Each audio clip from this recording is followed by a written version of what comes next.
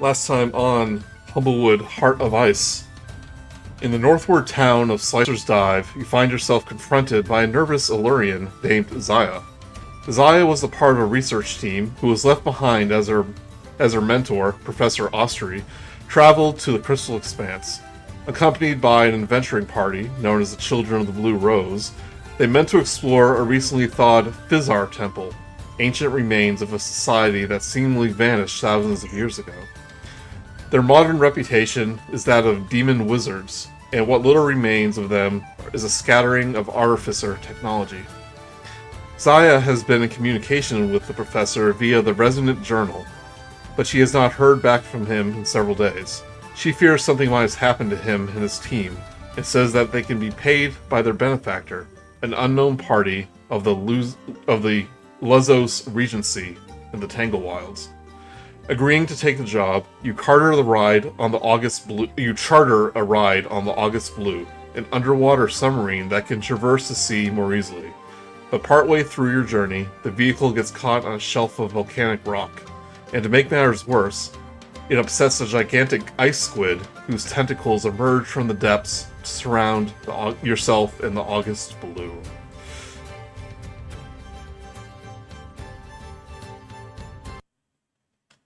That's where we ended up last time. I've already got my next character rolled up. Rolled up, yep. So what happened? Nah, you'll live. You'll be okay. There's no custom order for this, so I need to find the proper map somewhere. Here it is, underwater. Right, so you donned some experimental diving suits, which allow you to breathe and withstand the icy cold around the submarine. You cannot communicate with each other, but as the ice tentacles emerge, Hesper, the pilot of the submarine, kind of taps the side of his head and starts pointing to it, and starts like melding along with his beak. You can tell he's trying to say something.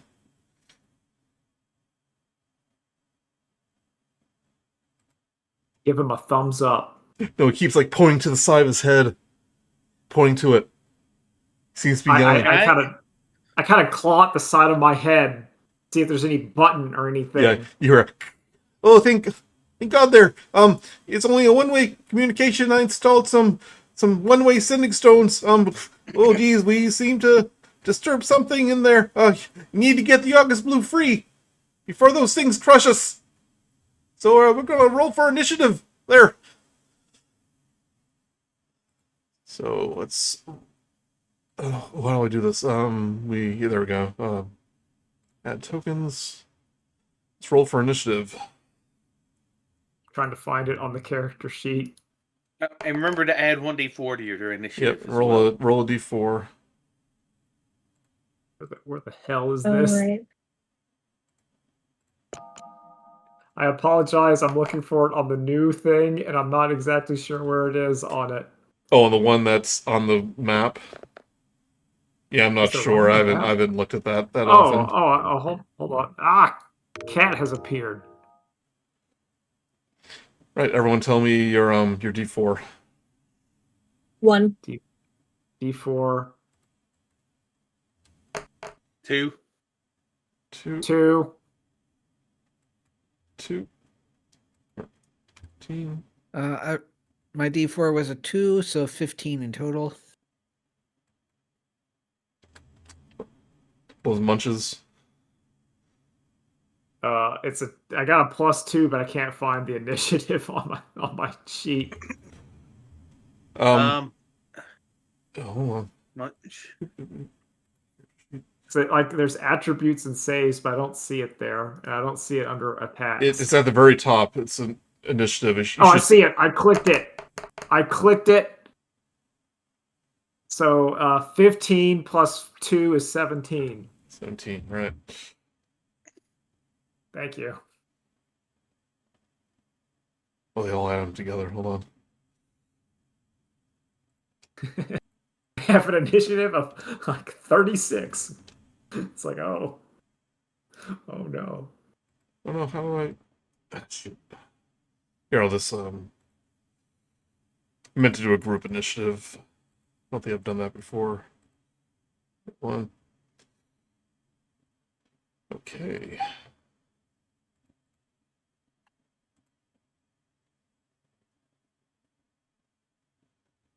There we go. Oh yeah, my thing. Oh, Quill, I think has his own initiative. You think your Munculus takes place right after you.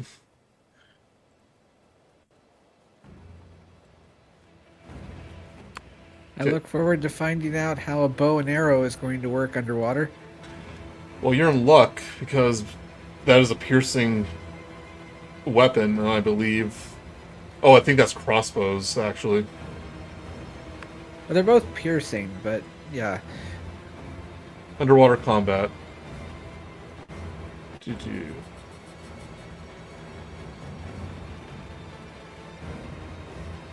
Within range. So, range attacks have disadvantage unless you have a crossbow, because it has all the power behind it. Yeah. Melee attacks have disadvantage unless you have a dagger, a short sword, spear, trident, or javelin, basically like a poking weapon. Boop, boop, boop. What about magic? The special diving suits let you use verbal components underwater, since you can speak. But like for attack rolls? I don't think magic is affected Ah, by that stuff, because it's magic. yep. But for right now, the 6 ice squid tentacles have appeared around the August Blue. You have 2 volcanic ice shells on either side. Right here, right here. You can see there's about 25 feet of the shelf that the August Blue seems to be stuck in. Right now, the tentacles aren't reacting at the moment. They're just like stationary. Yeah, they're like doing the floating around thing, like feeling around. They got its like suckers on the August Blue. It's like trying to feel around, things like that. But Munch, you up first. All right. Munch, thinking quickly, will swim over to this tentacle, Okay. and he'll just start attacking it. All right. Didn't we wait? Oh, wait a second. They're not attacking hear us you. yet. What if we just? It's only one I way. thought we had. Yeah. So you don't Okay. have. I thought we had communications devices. only between Hesper, but you can try to use like hand movements and things like that to try to communicate what you're trying to do. I wouldn't know how to do it. Never mind. Okay. No, I'm just attacking. Let's get messed up. Yeah. Let's do it. Oh, that's what we do. We get messed up. We try things. We die. And then we try it again. Anyway, short sword attack 1. Click. Oh crap! It didn't click. Oh, this thing. Okay. You do have advantage since it's your first attack roll. Okay. I'm just trying to adjust this because this is, oh god. Yeah, so I get sneak attack. I'm gonna roll with advantage on my short sword. Hiya!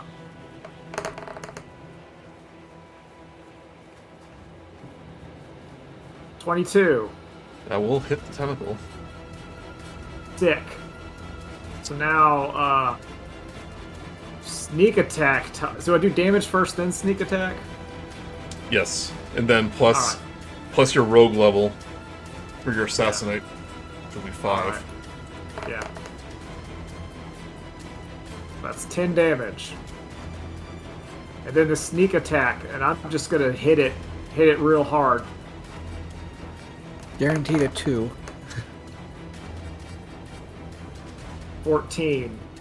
Plus the 5 from my rogue, which would be 19, right? Yes. Alright. In that case, it takes a good chunk of the tentacle.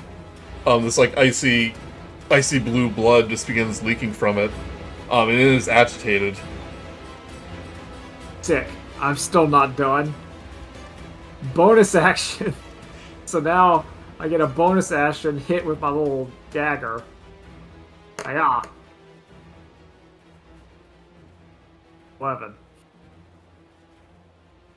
11 will actually miss. All right. Oh, you get advantage on that one though, so roll with advantage. Oh, okay. We'll just roll again. Let's roll again with normal style. Oh, it was even worse. Yep. This is 10. Right. You do have your bonus action free. You can either do another attack or do disengage and get out of the way. There's a lot of things you can do. I think I just want to be sure. My bonus action the same as a reaction, or It is not. No. Though you just tried using the bonus action to attack it with your offhand, didn't you?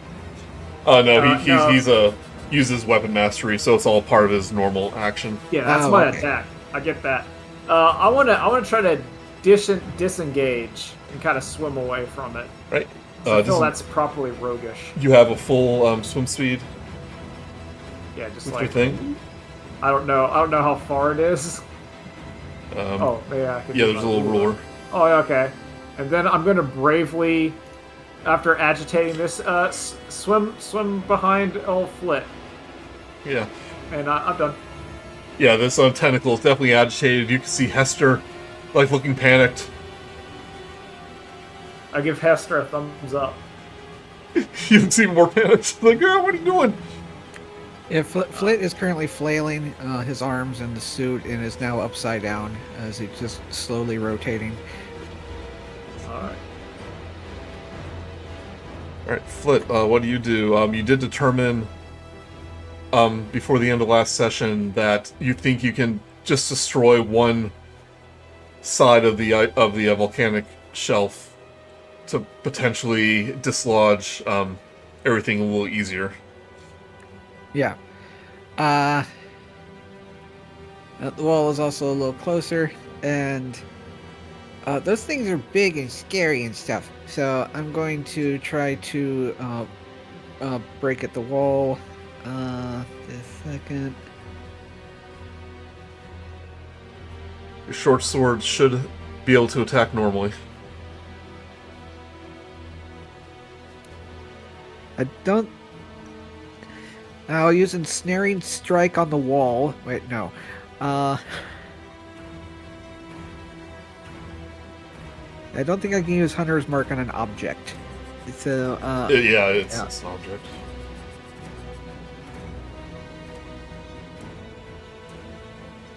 I'll roll both hits. I'm going to assume that those hit. Oh, what do you roll?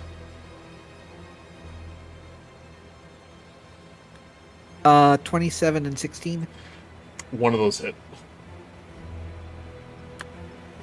And the wall dodged. Well dodged. It's just it's rock. It's tough. 9. 9. All right. You start chipping away at it, but the section of rock is still intact. Okay. He will continue to flail and slowly rotate. Okay. Dallas Corvum. Nah. Yeah, Dallas Corvum. Why is it your homunculus named Multi-Quill or Multipass? Because I didn't think about that until now. Yeah, next time, baby, next time. Yeah, well, I'm going to make it a little bit easier for people to attack the wall. I'm going to cast Fairy Fire on it. So technically, Fairy Fire only works on creatures. But let me double check. Because actually, I might be wrong about that. Each creature. Oh, all objects and creatures. Yeah, you're right. Objects and creatures. Objects, yeah. And they didn't. And it can't. And since it's an object, it doesn't make a roll. It Yep. just. And because of my mapping magic, I have a use of it, so it doesn't take up a spell slot. And I don't think you lose concentration either. So 20, basically a 20-foot area. Yeah. Let's um, Yep. put it around. Let's see here. Where's my? I think you can draw an area. Directly beside it, you're probably gonna hit me too. Hey, now is it basically just like like you're tossing a vial of just glittery ink? Basically, yeah. These squid tentacles need to roll, so it's dexterity. Yes. And the DC is 15. An 8. Another 8. They both fail. Assume you're doing these. Yeah. All right, we're So, gonna say the first 20 feet of the rock is now glowing. Yeah, you now have advantage on attacks against it. You have advantage against the darkness. Flit, you're technically in that area too, so give me a dexterity. Yeah, I thought so. 19. You're 19. good. Yep. Right. As my bonus action, let me see if I can. Hold on. Do I have anything I can do as a bonus action? Hold on. Not really. You can use your bonus action to control your homunculus. Yeah. Well. Okay. I'm going to. My bonus action. I'm going to get my homunculus to attack the wall. Because we want the wall, and attacking the creatures is just going to make it mad. Remind me what your homunculus looks like. It's like I took a flying quill and made it a hummingbird. Oh, okay. That's right. So if you go in your extras on your character sheet, you should see your homunculus. Okay, where's the attack? Or I can do it for you if you want to do that. It's a bone. Okay, force strike, melee or ranged attack roll. Bonus equals your spell attack modifier. 5 feet or range 30 feet. Attack 1d6 plus the spell's level force damage. So do a spell attack roll if you're attacking with it. Okay, it's not. Yeah, I'm not. I'm still trying to get this. Okay, it's not letting me do the spell attack roll.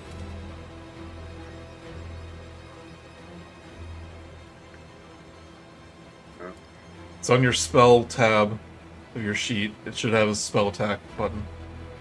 No. Yeah. Well, you told me to. Oh, that must have been beyond 20. Yeah. Well, it's a D20 plus your spell modifier ability plus your proficiency bonus.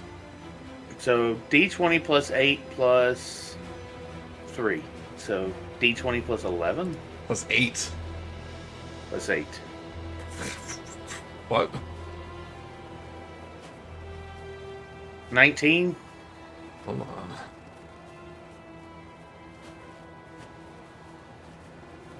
Should have plus 11 at level 5. Well, my spell attack is plus 8. If that's then Finish it. then that's what it is. It's plus 8. Okay.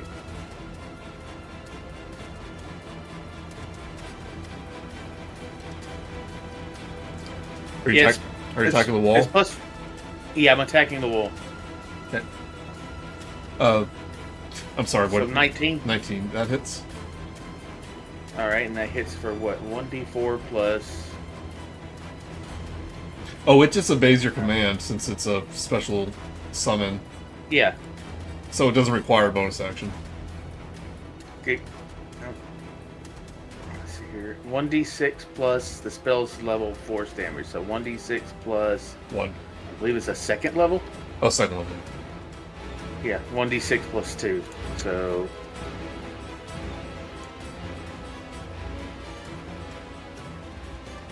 So 5 force damage. By force, that is more than enough. A piece of the rock falls away, but as it goes into the darkness, you just hear and a bunch of bubbles kind of flow up as you realize it probably hit what was below there, and the tentacles become a little more agitated. All right. And as my movement, I'm going to spend half my movement to portal jump over to Munch. Okay. I sort of turn into ink, flow into myself, and then I'd turn into ink, flow into my map, which flows into itself and then flows out of Munch's map. This is Leave sort the of what it cleric looks by like. yourself. Poor Suri. So I'm over here now.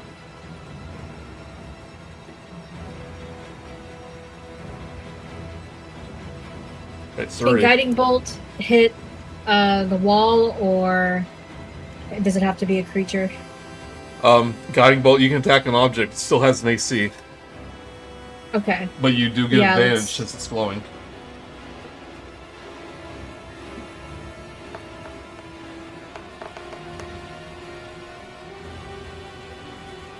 21 will hit.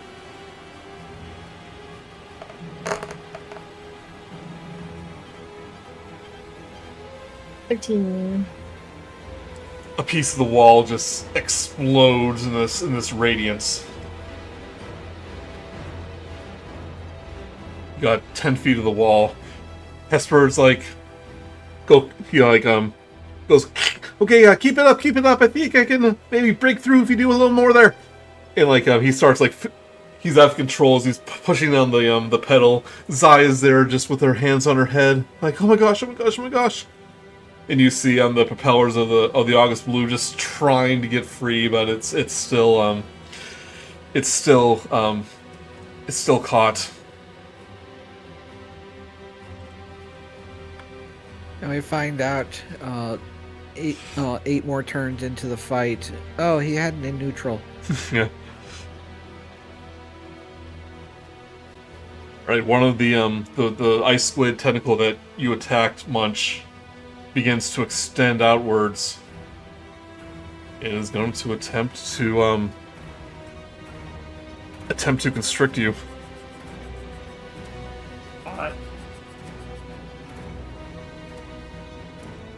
I'm impressed it knew where I was and didn't try to get the first person to close. That's true, but you see, it has little sensors on this thing. I imagine a 9 will miss. Yeah. Should they get disadvantaged because they don't have eyes? So they're blind? They have blind sight. Yeah, because Oh, no, they're living in the abyss. They would use We all are these their days. bioluminescence as camouflage. Since it's all the same creature, this one, the one closest to Suri and Flit, are going to just start thrashing around. First one to Suri. A 10 will miss. Second one to Flit. Come on, that 20. 21 for Flit. Yep, that'll hit. Alright, Flit takes 14 bludgeoning damage Ah! and 3 cold damage. You can tell these things are not messing around, they're pretty powerful. Thank you for the temporary hit dice from the suit. Although, Oh yes, Wait. so that the temporary tip points are all out. now I've got 3 left. 3 left. Okay. You also have resistance to cold damage. So only take 1 cold damage. Got it. 4 then. But you can see your suit's beginning to rupture a little bit. Like bubbles are starting to pour out. You're able to cover it out with your hand, but you can tell another hit like that, your suit's gonna rupture. Right, Munch. Munch, seeing something dare to attack him, is gonna attack it right back. So I'm gonna swim on over. Shift like I don't know what I'll put. And then we're just gonna do the same rigmarole we did last time. So part 1. Dallas, say that, but Dallas we is know within Dallas is within 5 feet. So Yeah, I get sneak attack yet again. yep. So does that mean an advantage or just regular stuff? Just regular. Now you can do steady aim, which reduces your movement to 0, but you get advantage on your attack. Nah, regular style, original recipe. So we're gonna hit it with the original recipe. Yeah, That's all I need.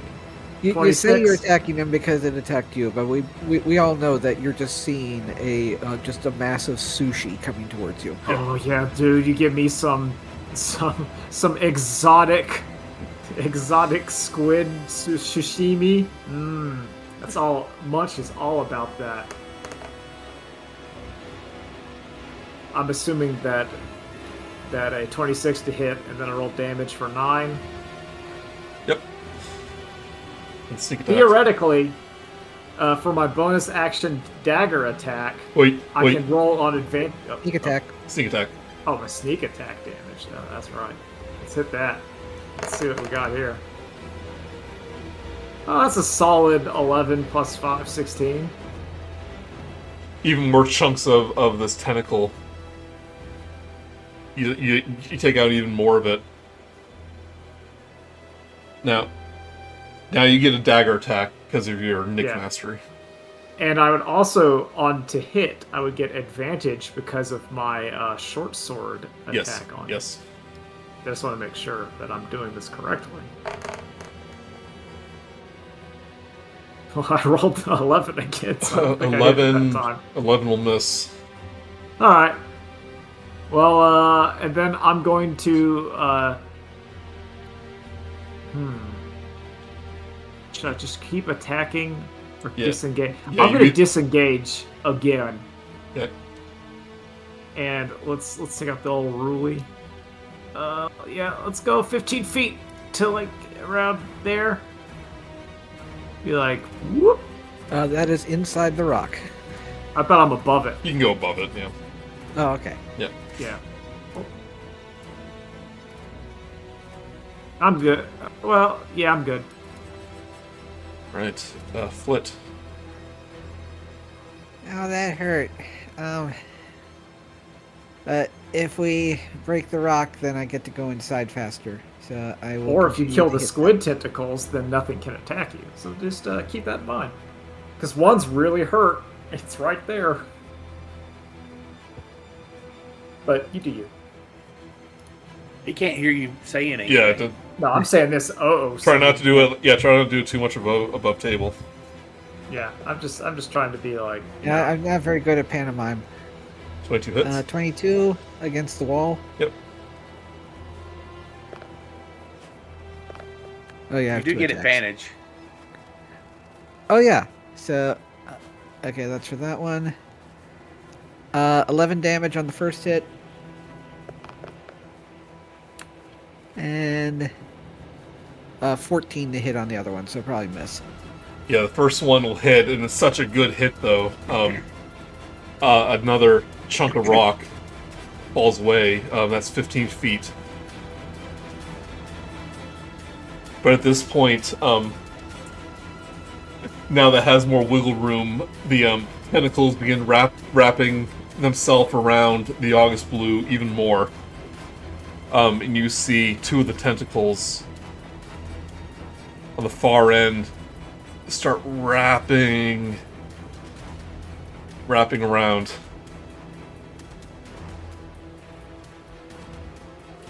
You think they're trying to dislodge it themselves.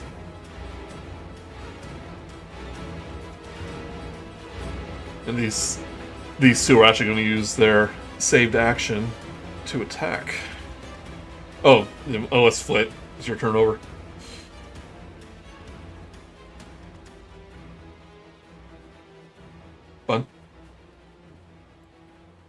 Oh no, did I disconnect?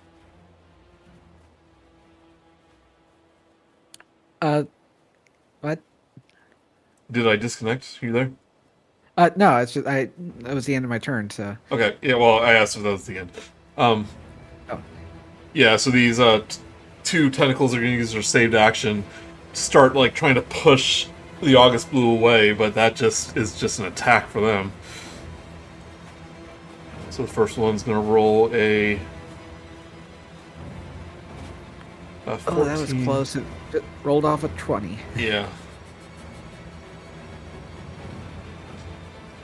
But it's a big thing, it doesn't have very high AC, so it's actually going to hit.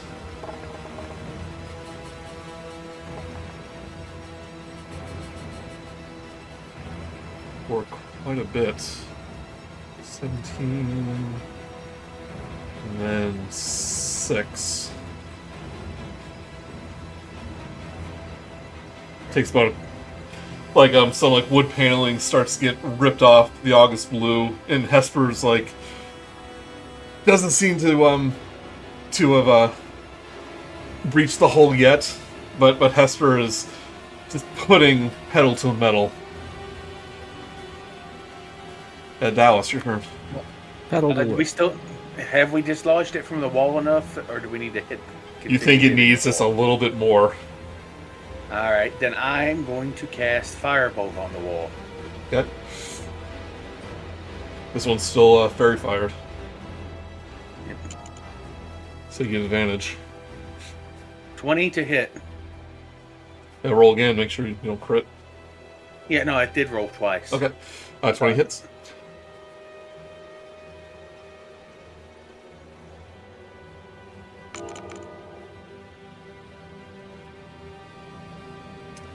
Oh, and I think I get a D4 extra because it is currently. I think it's just a flat amount.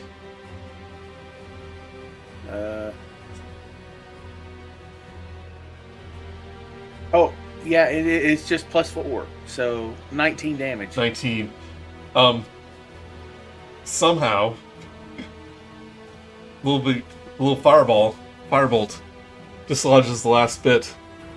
But, and you can see, if it wasn't for, the tentacles, wrapping around, it probably would be enough to get free. But, you're...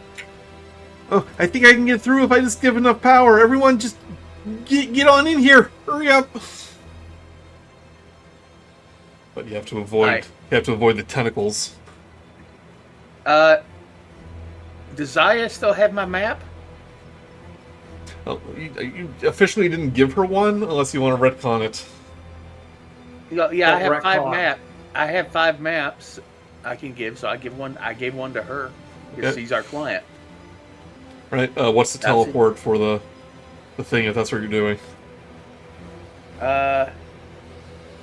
It is okay. Jump portal.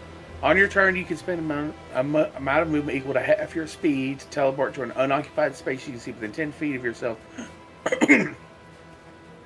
or 5 feet within a creature that is within 30 feet of you and holding one of your Adventure Atlas's maps. Does it say anything about line of sight? No. Within 30 feet? Yep.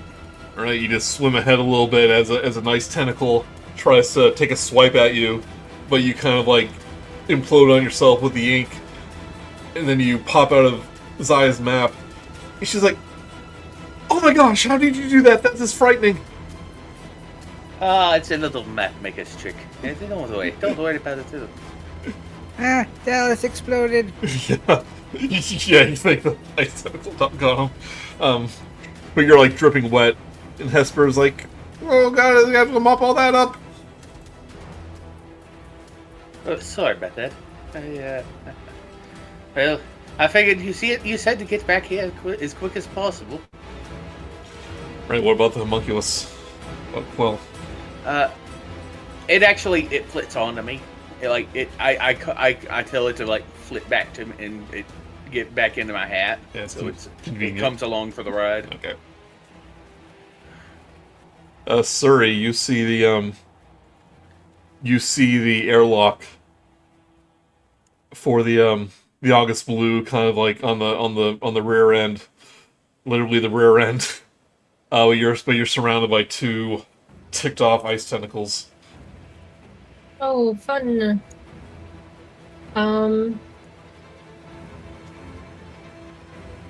I have to get rid of them. So, can I tell which one looks more hurt, Should be more this damaged? This one right here. Okay. Let's try guiding bolt on him. Okay.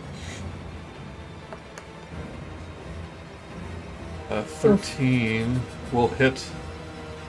Oh, thank goodness.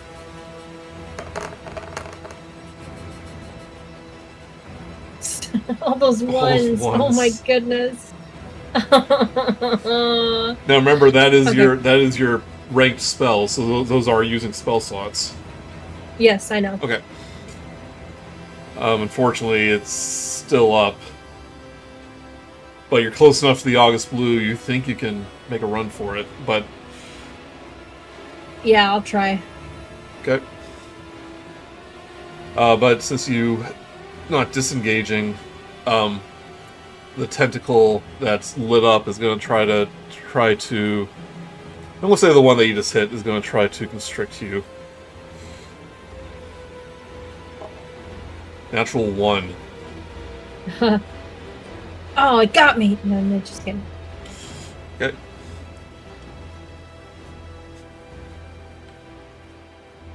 You have a negative 3 armor class.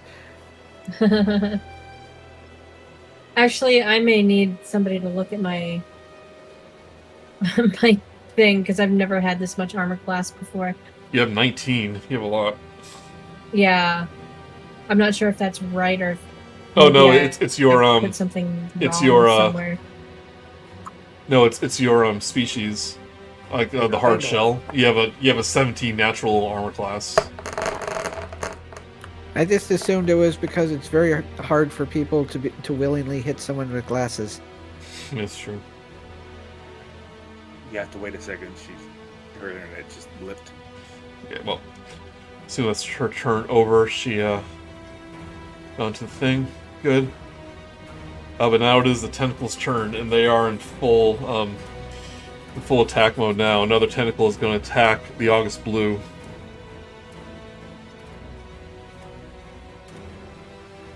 I push it away. A 9 will miss. Another one's going to try to attack. The one on the far end. 14 will hit. Oh, they get 2 attacks, so it's the same one.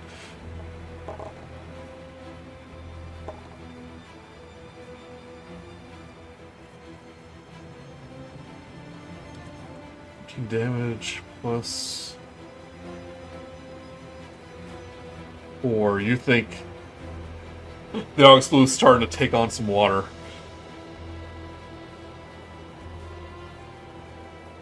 But it's going to try to constrict Flit.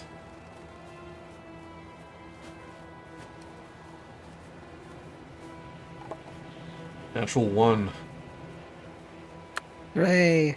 It's going to try to... This one's going to go over, try to constrict Munch.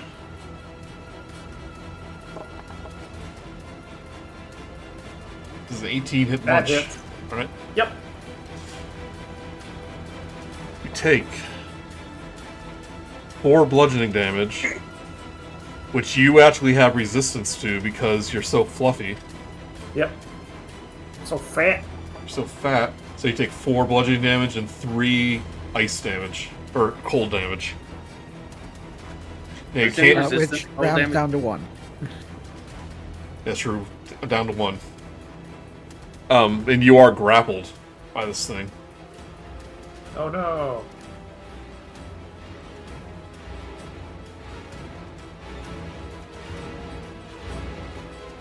That's a problem.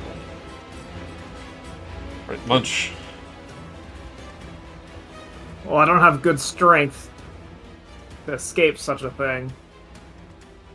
So thinking quickly, Munch does exactly what he's going to do. which, because Flit is within 5 feet, just start trying to hack away at it to free himself.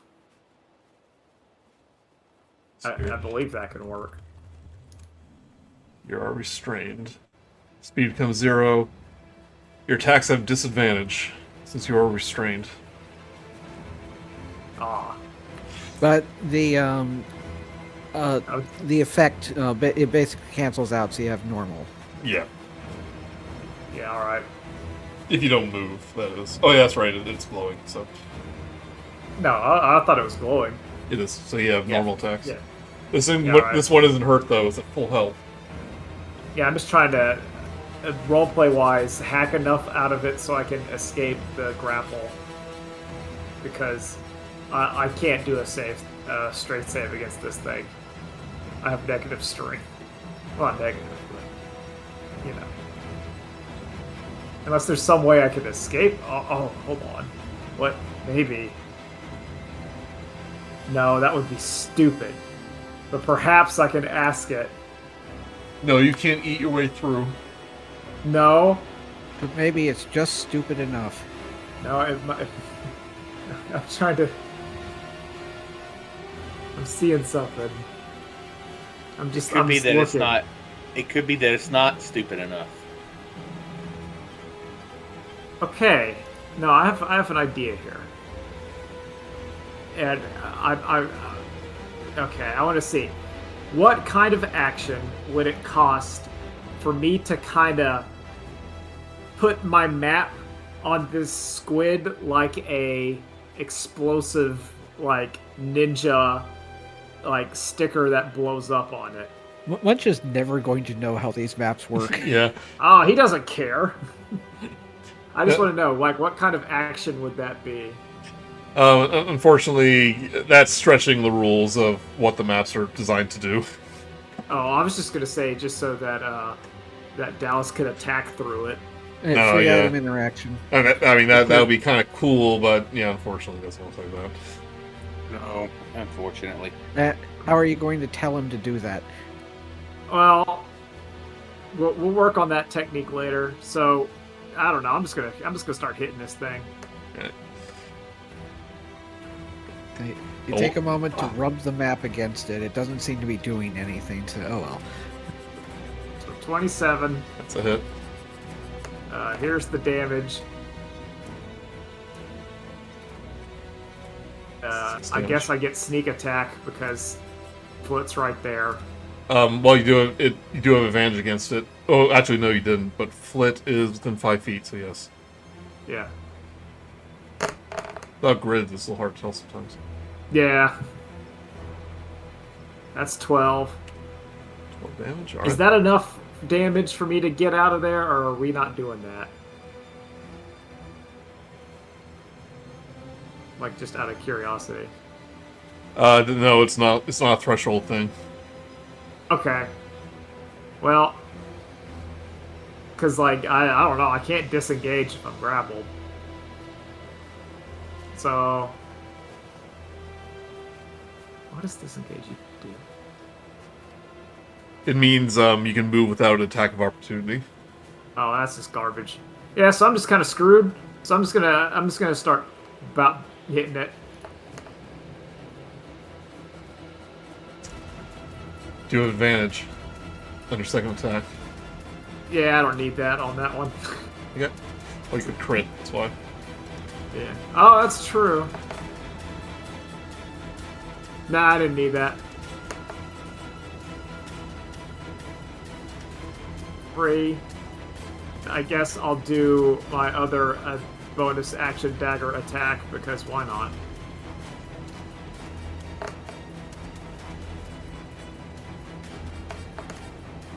And yeah, that's my turn, because I can't really move or ungrapple myself. I'm not going to try to roll out there with a -1. I'm just going to kill. So I'm out. I'm done. Unless I can, I don't know, how, I can't really move. I'm just stabbing it. Yep. So that's it. Right, Flit. You have a way out, but poor Munch is grappled by the tentacle. Yeah, so obviously I don't have a way out then. Because I'm gonna go swim over to my friend and try to help pull him free with my mighty strength of -1. That is athletics or Yeah, it'll be athletics. oh good. I actually have that skill, so it's a +2. 19. 19. You are able to wedge, wedge your hands through like the slippery tentacles, just pry it open enough where Munch can get through.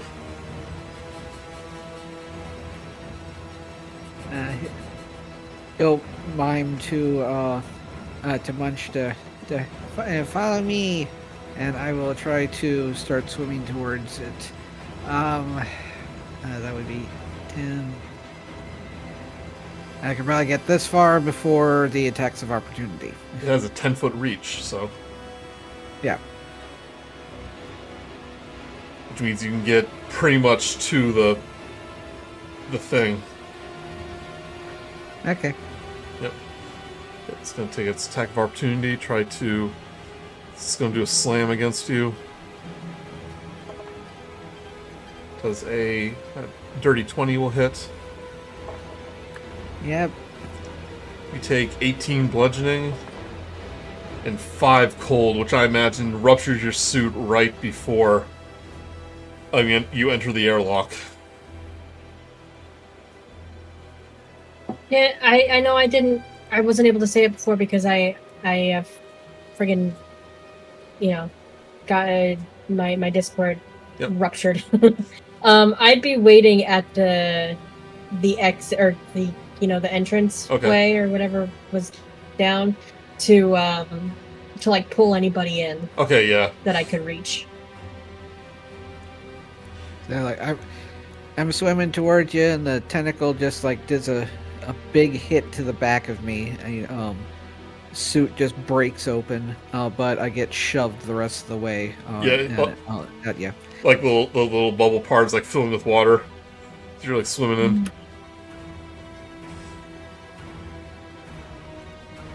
Okay, I think I'm back. Okay. Sorry, like I said, sometimes it doesn't kick me from Discord. I don't know if it did that time. I heard I'm swimming, and then that was it. Oh. Yeah, you pull Flit safety. Dallas. I'm going to cast Mending on the ship. That's a 10-minute action. So you. Oh no, it's casting time 1 minute. Well, yeah, It's a cantrip. Sorry, 1 minute. Then you can start doing that, but it's going to take a minute. Like I try to start repairing things so that we can get out of there as fast as possible. Right. Yeah, he's saying that it would take 10 rounds of combat to cast. Okay then. Let's see here. Good point. I turn to Hesper and say, "Is there anything I can do to help you get this ship out of here faster?" He like points to some controls, saying if we give this full power, saying we might be able to ram through those tentacles and pick up Munch through the porthole if we're really, really lucky. I go over to the controls and start trying to do my best to fiddle with them. Okay, that'll happen on initiative 20. Quick rundown. Don't like that lever there does this. That button does the blah blah blah. But he starts like just rambling up a bunch of jargon. Yeah. Whatever you do, don't press that button over there. Yeah, and while he's doing that, I use my appraising eye to examine the controls. What does that do? By expending an action examining any object, you can determine any magical properties the item has, how they might be used or activated, as well as a fair estimation of market price. You see a bunch of Humblewood fonts and letters and numbers go go across your vision, and you just have full understanding of this submarine. I can even give you a fair price for it if you want. Yeah, So August Blue's one of a kind now. Get him, get a fiddling. I like head over to the controls and start using them like I was born to, apparently. Okay. All right, Suri. One of the tentacles is looking very hurt. This one here, but the one next to Munch is a little bit more of a threat, but it still has a lot of health left. What do you do? Well, my focus is getting Munch free, so let's do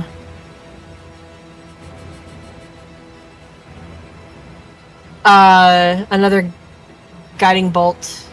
Yeah. But at level 2. Nope. 13 hits. Oh, thank goodness. You do get advantage, so roll again in case you get a crit. I mean, roll to attack in case you get a crit. Oh, attack. Blah, blah, blah, blah, blah, blah. I knew that. Almost. Almost. 18 damage, alright.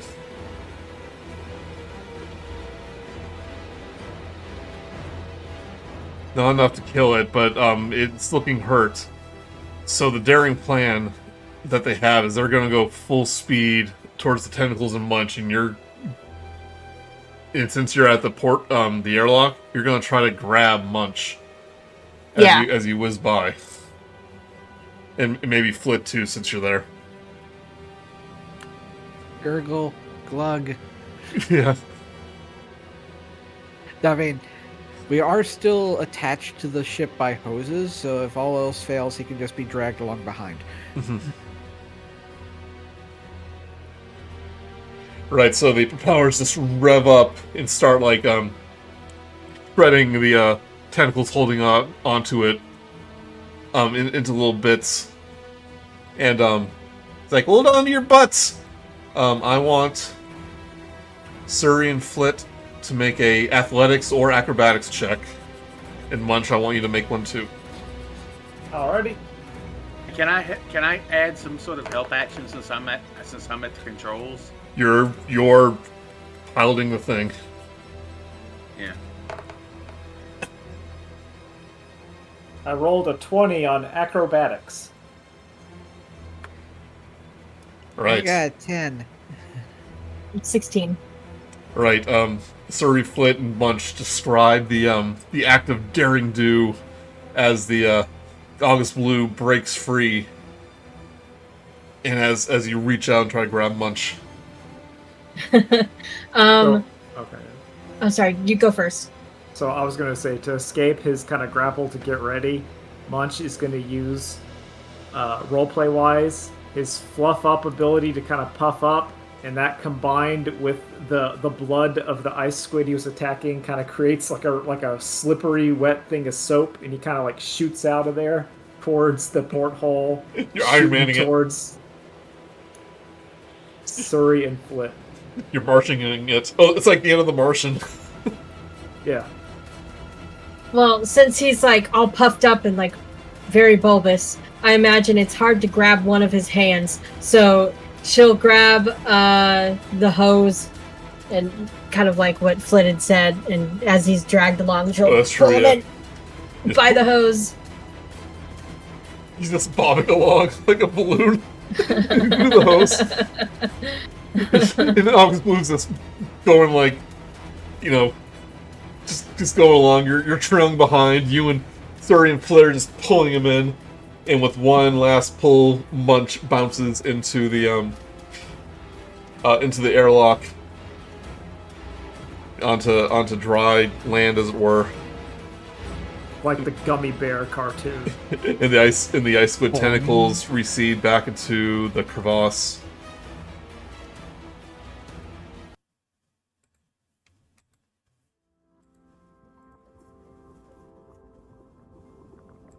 And after it kind of goes full speed for a moment, it kind of like hear like a putter, like as the August Blue kind of powers down.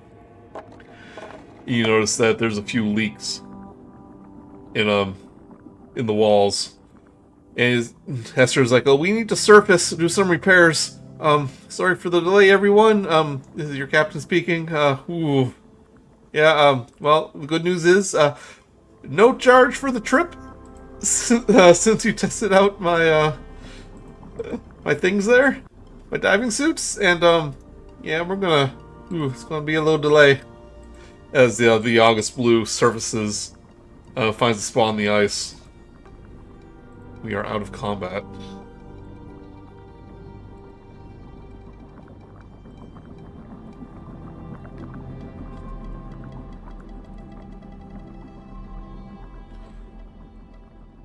Right?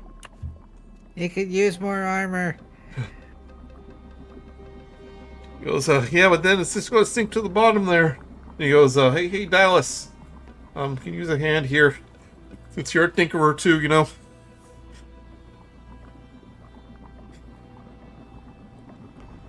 Dustin is asking you if you want to help repair the leaks.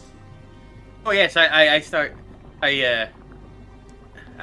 pull Quill to me. I like pull Quill to me, and he just like reconfigures and turns around, turns into like a wrench or like a welding torch. Yeah. Wow, you gadgeteers and your gadgets! Oh my god. I've had to. Well, sometimes making maps doesn't always mean you have to. When you explore, you have to do what you have to do to survive. You know. Yeah, I hear that. Just like my mentor Slicer said. God rest his soul. There's something about that. I don't like that sentence for some reason. But anyways, I'm just gonna stop. Let's just get this thing repaired so we don't sink to the bottom. Yeah, it's like he tells you about the maiden voyage of his submersible, the maiden voyage that ended in a pretty similar crash next to Slicer's crash, which is your destination. Oh, you would have loved him though. You spend some time taking off your diving suits, and you see Zaya is just, if like she could look pale, she's looking pale. And she runs up to you, Suri. In Munch, it passes by Munch and Suri and Flit, but she stops by you, Suri, and just goes, That was amazing. That was, oh my gosh. Yeah, I try. And she kind of looks at... I think we all were pretty cool down there.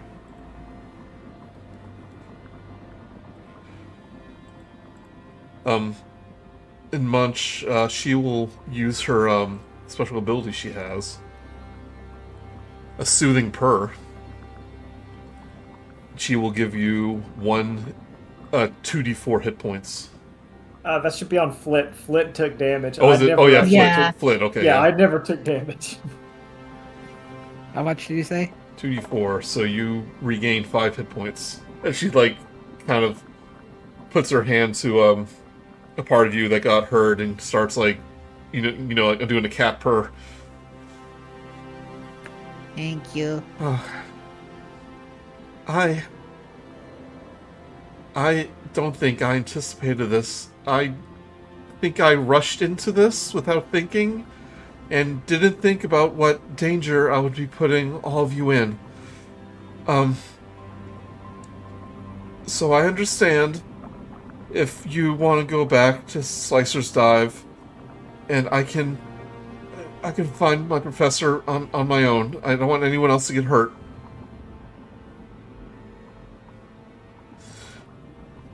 No, when we committed to this, we knew there would be danger involved. Maybe not quite to this extent, but... I mean, I just... we signed up. I just rushed you all into it, and, like, I made you leave early. I didn't let you prepare properly. It's fine. Oh. We got this. You sure? I don't think Suri we're gonna looks run to the into any others. more tentacles. Never say never when it comes to tentacles. I don't want to see another tentacle as long as I live. And now you've cussed yourself. You know, Like Hugh right? Munch dragging over the tentacle that he brought with him. Yeah. Well, Oh boy, listen. calamari! Listen, so like Munch, while you're all talking, is like licking his like suit because some of the blood got on him, and he's just like, "You must try this exquisite blood. It tastes like nothing I've ever had before." It's like immediately a starting to raspberry." congeal in the air once it reaches like warm air. Yeah, It's also It's got like- some of the excess glitter ink on it. it's like a raspberry, but blue. Like some kind of blue raspberry. It's a taste I've never had. And he's just licking it because in my headcanon, the ice squid's blood tastes like an ice slushy because that's what they are. So he's just like, oh, Raspberry. I would never. I've never had anything like this before, Zaya. All kinds of new and unique delicacies. I would never. I'll take never that over a abscond. seafood slushy. Exactly. The snozberries taste like snozberries. You should try it. Um, He's gonna like kind of push it. Take a little lick. She looks at it and like puts hands over her mouth, like. Okay, no, maybe I'm still. It doesn't taste like flesh. It tastes like delightful fruit. I'm still digesting what we had for lunch.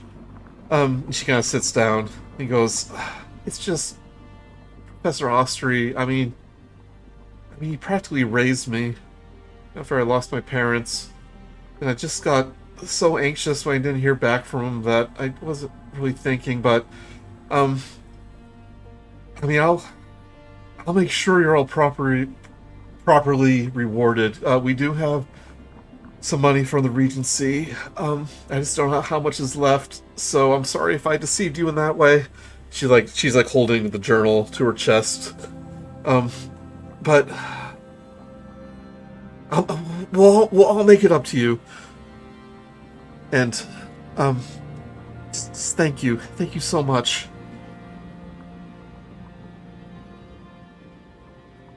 And I know after I saw what we saw here, if anything did go wrong, I know you all are strong enough and brave enough to handle it. But just gives her a hug. She like pauses for a second, and then you hear like a purr. How much health do I regain? Clever. I can't control that all the time. I can only do it so much.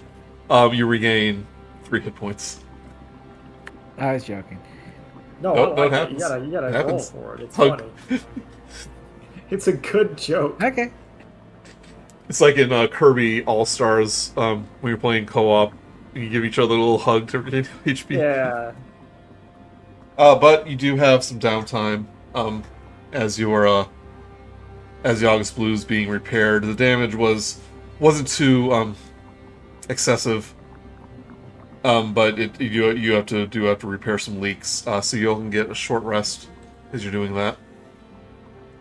We get rid of all these temp HP.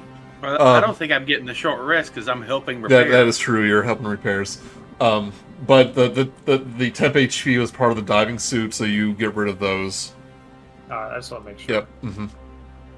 So minus off those. But you do have some downtime. If you want to chat or prepare.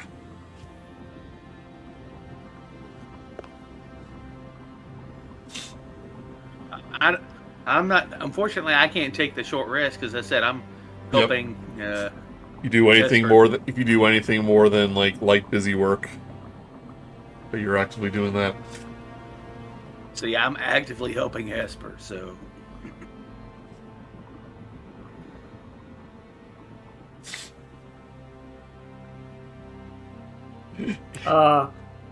Munch is going to find out a bit more.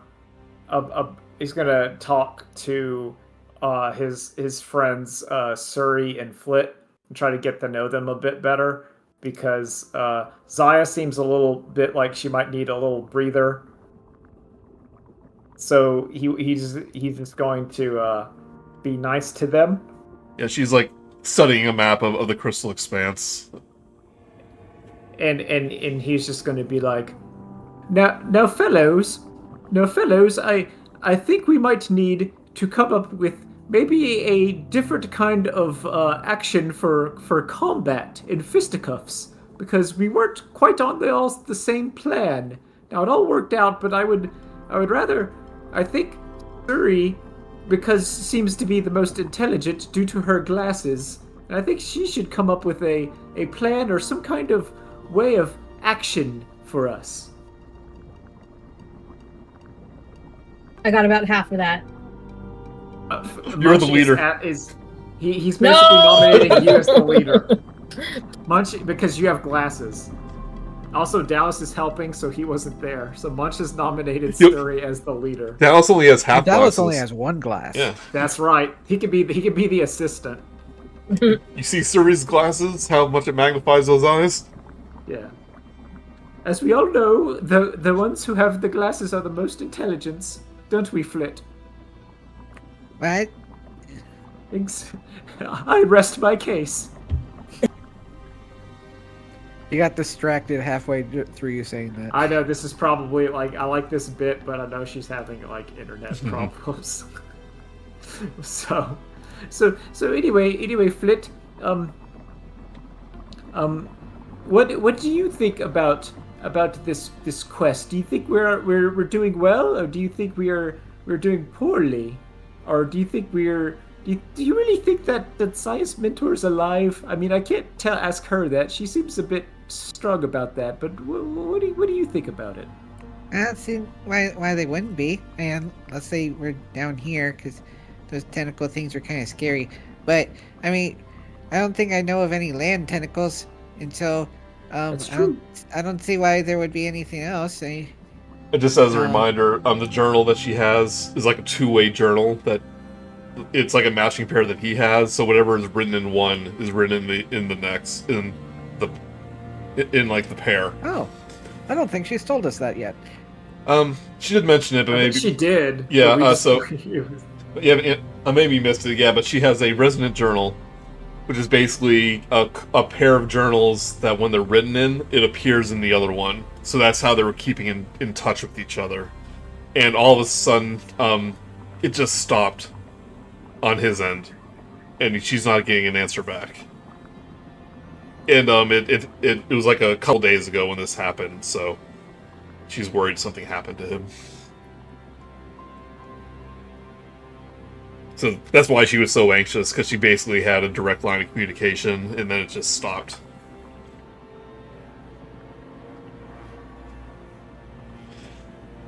Okay. Yeah. Yeah, Flit's response is just pure optimism. All right. Also, so this just out of character, just to let you know, for Suri, we're asking if you thought that Zaya's mentor is still alive. Also, you are going to be the leader because you didn't want to be the leader, which is the mark of a good leader. That's how it works. And that's for it. Yeah. I'm just worried that, my internet connection problems this go around will backfire. Well, this is everybody. out of in character. Yeah. You're the leader, but if you have problems, then we'll adjust as according. I'm having a lot of problems, and it's yeah. well, see, that's why Dustin Dallas is the assistant leader, because he has one glass. It's like, okay, everyone, I want you to go in formation and disconnect. Oh no! Oh, don't worry. I'll go ask Dallas. I'll go ask him. Dallas, Dallas, can you come over here for a second? I'm a little busy, but yes. What do you need? Oh, you can take a break. We are nominating a leader of the group. We have nominated Suri because she has 2 glasses, and we need an assistant leader or a vice leader, and we have nominated you because you have 1 glass. Oh, no, I'm not very And you good have at a leading. hat. No. Why don't you lead me, Munch? You No, seem like no, we voted. We're a democracy here, right, Flit? I never What's one of voted. those? I never voted either. What the? Well, I have voted, and thus the vote is decided. Sir is the leader. I have the highest social. I have the highest social standing, so I decide. See, I am the shadow power from that controls it from the shadows. He's a lalelulelo. Exactly. Flit gets it. But anyway, Dallas, you're Lalelulelo. your assistant leader, while Suri is indisposed. In reality, you'll be making all the decisions, and you're the one in true power, correct? Well, I would be lobbying. Hesper says to you, Dallas. Yeah, hand me. I need scissors. Size 60, 69, 62, whatever. No, There we go. Thanks. I pass over. I quickly reconfigure Quill to be 62 scissors. 62, yeah. Memes. There we go. Anyway, it has been decided. Oh, that's good. What was decided again? It's decided that you're going to go comfort Zaya, Flit, because she purred on you and you gave her a hug, and I think you're going to be the Zaya delegate. Okay. Don't make me purr. Don't make me purr. He's like, purr. Oh, that's it. I'm out of purrs. No, she doesn't expel. She has 3 uses of that ability a day. A short rest helped anyway. Yeah. All right. Fully, or would I see that you still need some help? Well, you're in a short rest, so you can basically heal up as much as you need to. Okay. Yep. So how's the Flip's ship looking after? again. Yeah, how's the ship looking? After an hour, you plug up a lot of the holes. Some of you have buckets, and you're like pouring it over the side, off the top part. You're just like exposed to the blistering cold air when you do it. But after a little bit, you are able to set sail again beneath the ice shelf. And the remainder of the trip takes about 2 hours. You're ready to move on. Yes, please. Yeah, I'm down. Okay. Also, Munch was sleeping. After delegating who's the leader, he just went to sleep. And then, after everything's sort of repaired, Dallas starts updating his maps with what he's seen so far. Yeah, not much to see under the ocean. Most of the unexplored stuff will be in the Crystal Expanse. But Not much to see. you put a big. Not much to see. You make a note of where that ice shelf is, so people can steer clear of it next time. Yeah, draw a little ice squid with like tentacles coming out. There be squids here. All ye who enter. Every map needs some little like monster creature drawn on it. Yeah, Exactly. basically have a kraken. Can the ones in the Humblewood be like humans? Because like monsters and stuff are common. You so, see, like the these mythical creatures, just like People. a guy named Dave. It's like hello. Yeah, they just look like a giant pair of legs and some pants with some like sensible shoes. So most creatures in Humblewood are mostly like giant, are very animal-like, obviously. You would know that there's a lot of like reptiles and birds and mammals and just all kinds. They're mostly like variations of common animals. They may have like elemental features to them, or they may just be extremely large.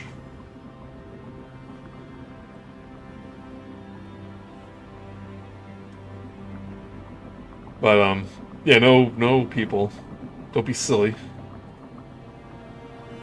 Alright, so after another couple hours of travel,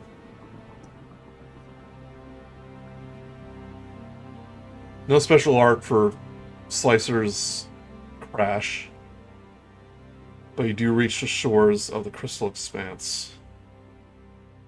Do we have any fun descriptions to hear about it? Let's see.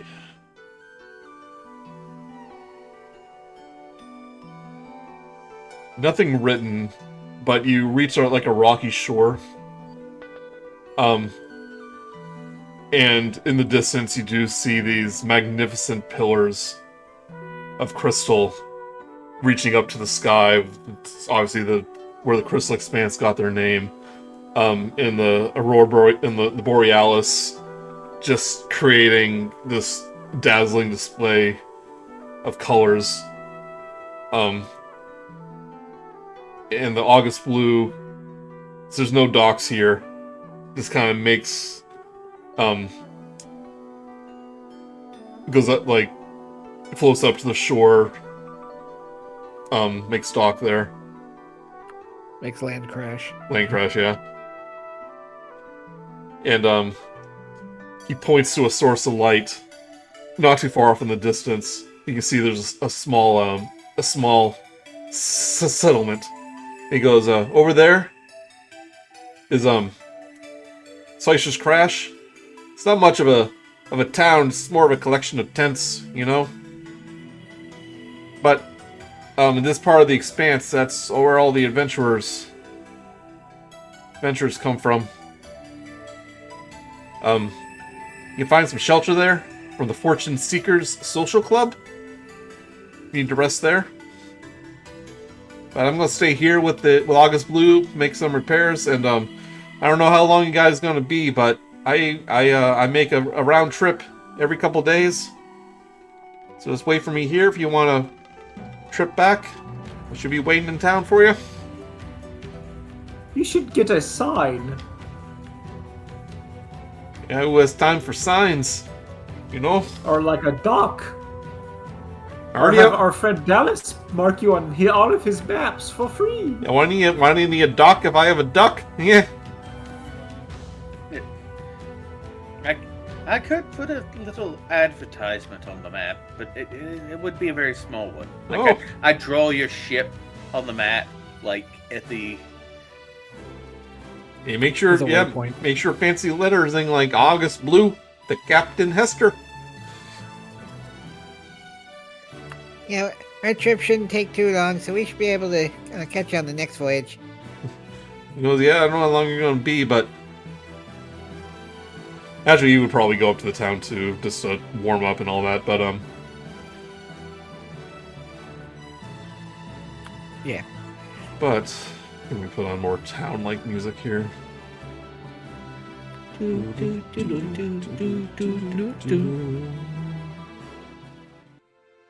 Several Suri's tents are set up just up the hill from the beach, each one housing a vehicle that resembles a sled crossed with a boat, with a triangular red sail attached to the mast. Besides them, a rough sign, hammered into the ice, says Skimmer Rentals. A trio of eager sable lumas, which resemble doves, with easels and art supplies strapped to their packs, are negotiating with the bundled-up pronghorn servan, which is like a moose, managing the rentals. In stark contrast, two haggard, stout strigs, owlfolk, arrive, returning their skimmers to the tents. Wrapped in a large sheet of canvas is their haul, a massive glacier salmon, fished from the freezing cold depths. So like I said, it's not much of a town, it's just more of a collection of tents. I like that base camp on the Himalayas that's just a bunch of tents. Pretty much. And they don't even have an in, they just have an out.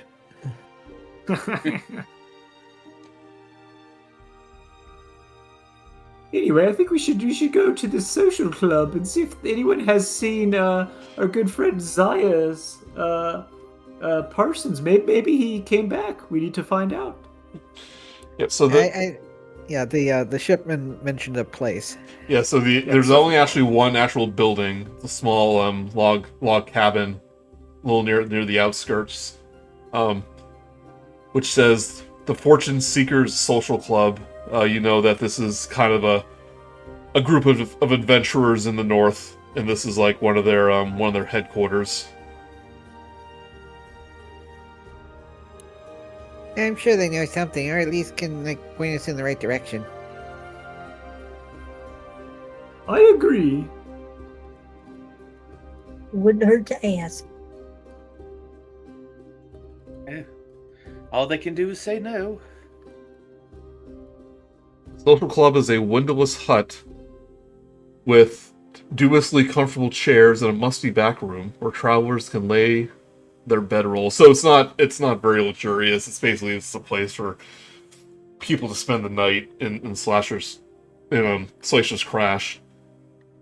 But anyone is open to use it if they need to. And you do see. Oh, I was gonna say, okay, never mind. You do see a handful of people there, just quietly eating a meal. It's probably about midday by now.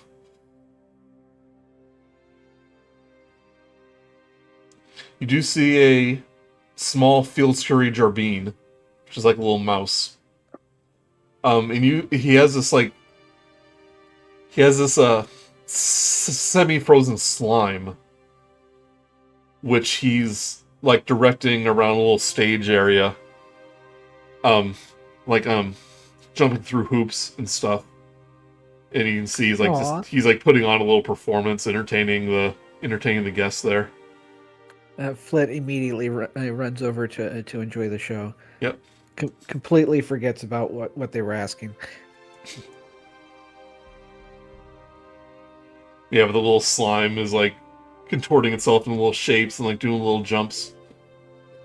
And like all the adventurers are, all the club members are just kind of clapping and like tossing pieces of copper his way.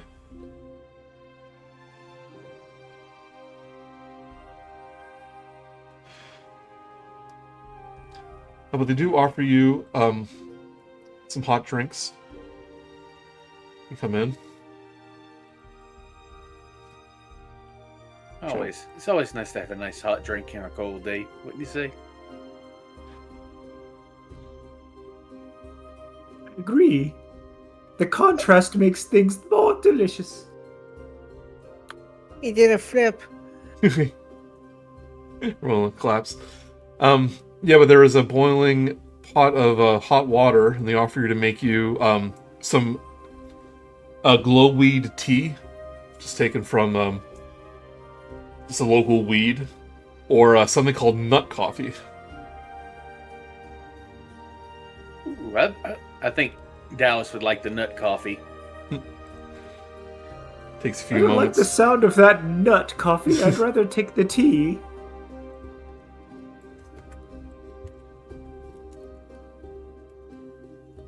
But there is there is like a snow owl strig, which seems to be kind of maintaining the place. And he goes, it's not much here, but make yourself comfortable. You must have just arrived from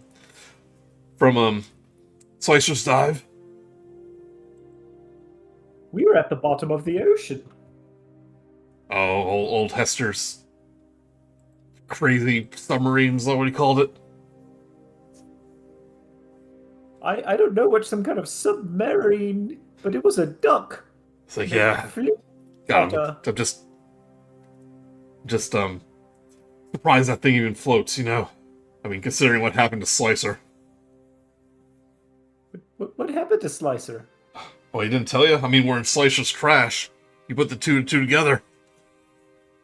But I'm not good at numbers.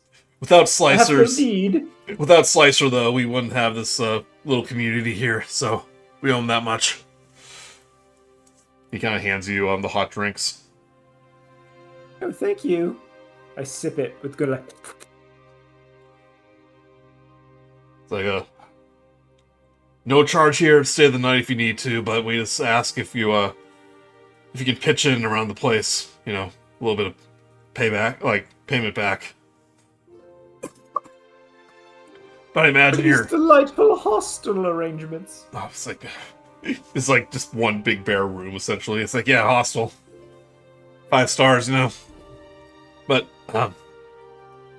you're not part of the the Fortune Seekers, but, so what's your business here in, the Expanse? I nominate leader or sub-leader to tell us, because that's what their job is.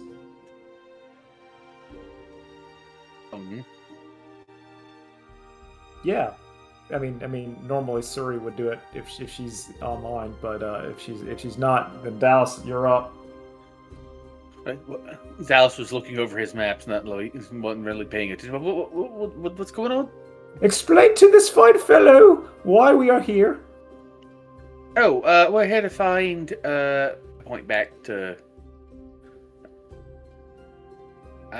and say her mentor, who seems to have gone missing. Saya.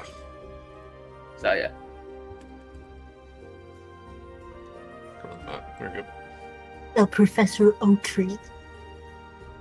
He goes, Yes. It's like, oh, yeah, about 5 or so days ago, we had a pretty big party come through here. A bunch of, like, bookish types, like scholars. Well, not scholars, seem to be, like, researchers. And then, then we had the Children of the Blue Rose with them. It's like, in my club, can you believe that? I've never seen a blue rose. I find those in the Tangle Wilds. Apparently, that's what they were named after. But yeah, they passed by here, rented nearly half the skimmers from the rentals, and made their way north. They were kind of mum on what their destination was. Like, almost no one goes out that far north. But if you're after them, I recommend renting a skimmer or two from Amberus. Like, hope we have the gold for it. I'm sure we could figure out. So I'm sure we can arrange some sort of deal. And further you go north, the stronger the winds are. How are you on cold weather? Cold weather clothes and heavy duty tents. Make sure you're all stockpiled on those. Because trust me, you want some protection from the wind out there. I think we're all set for cold weather stuff. I check my inventory. I'm good. Do you think we need to pick up some tents? You will need a tent. I think some lodging and some of these skimmers.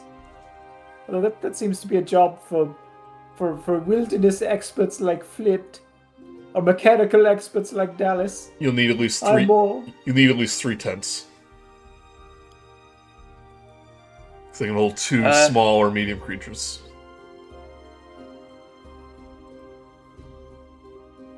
Well, let's see, how much is each tent? Well, he'll direct you to a small trading post. He goes, you have to pay a premium. You have to pay a premium this far north, outside of a proper town. Each tent's going to cost you 6 gold. Can I try to haggle that down a little bit? It's kind of like in Slicer's Dive, saying like, we don't get much trade out here. We have to get what we can. Oh well, I do so miss when people haggle. It's like, hey, this is the Crystal Expanse. It's all about survival here. Slicers and scalpers. So, how many tents do you think we'll need? How many, You'll need at least 3. Let's get 4, just to be safe. Why don't we have 2 and then use his magics to duplicate one? You can, but they only last a day. Well, that is true. You can use your I forget what it's called, but the artificers can create adventuring gear. Yeah, and you can just do that at nighttime. Yeah, but they only last. But they only last a day. Well, that's why you do it the next day too. Yeah. We're not going to sleep for 24 hours. With artificers, if you need some sort of mundane gear, you can just create it.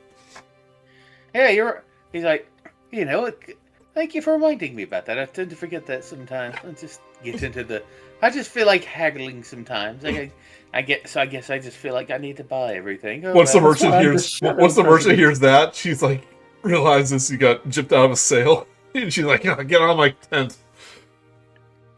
Oh yeah, it's cheating, right? Well, yes, but I toss her 6 gold pieces just as a recompensance for her time for being in her tent. She'll give you a rolled up tent, saying, "Hey, pay for it's yours." Yes. It'll give me something to base my patent off of. Anyway, I appreciate that. You have a blessed day. And I just awkwardly put the tent in my bag of holding and toss her the 6 gold and just make my way out. Back at the... Oh, go ahead. I'm sorry. I was going to say Suri would also like to buy one since we need at least 2, right? You can buy one, or did I miss something? Since Dustin's an artificer, he can make adventuring gear. Okay. Yeah. Well, we'll have plenty of tents. You could probably do a tent for each person. Yes. I forget how much you can create. But yeah, if there's any gear that you do want, any adventuring gear that you missed out on in town, you can't get here. Do you just draw it and it appears like you've got a purple crayon? Oh, it's like the ink painted with the paintbrush. Yeah, it looks like it was drawn. Do you think you could create one of those skimmers, or are we going to have to purchase them? That we may have to purchase. That might be a little bit out of my basic. What's a skimmer? I don't know. We need to get some. Yeah, That's what the nice man said, or the nice creature. Kind of like what you see in the art here, that little the boat with the sail. It's basically looks like a kayak with a sail, but it's for land. Because once you get into the expanse itself, the winds are just so strong that it's the most efficient way to cross it. Oh, that's cool. I like that. Yeah. I always like land sailing. Yeah, land sailing. Yeah, like the boats in every desert setting in cartoons and anime and stuff like that. Yeah. Solving problems. Sounds wonderful.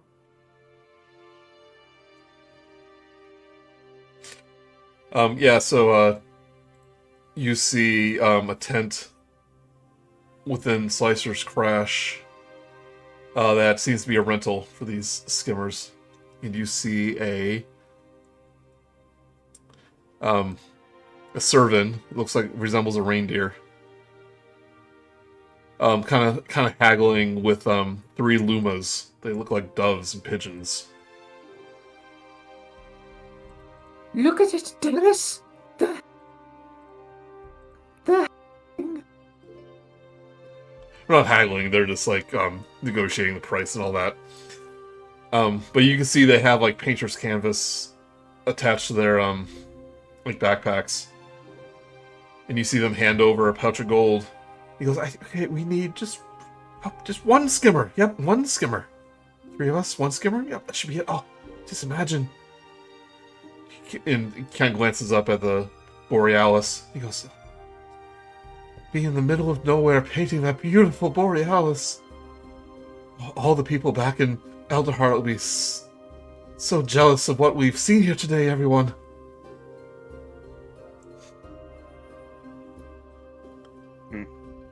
Art's not really my forte, but I do appreciate it now and then. Oh. Good afternoon. Oh, hello there. Hello there. Hello. He kind of one of the Lumas kind of eyes you up. He goes, actually, they may be perfect. They could provide escort to our viewing locations in case we run into danger. Oh yeah, we're not doing anything. Oh wait, looks at Zaya and he remembers. Oh yeah, that's why we're here. I mean, we really appreciate it. What's a going price for adventures these days? I have no idea. Money's just really so abstract to me since we're so terribly rich. 50 gold pieces each for the escort? I would say, to be fair, and because we are in the north, I'm sorry. I would. Dallas quite literally puts his mouth over Munch's hand, knowing how dangerous that could possibly be, and says, 50 gold will be just fine. Thank you very much. Where's the place you're talking about? Like points to a map they have. It's actually not too far away. It's only about an hour's trip by a skimmer.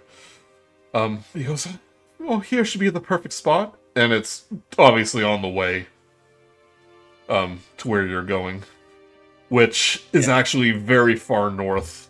Here, I'll put it on the map.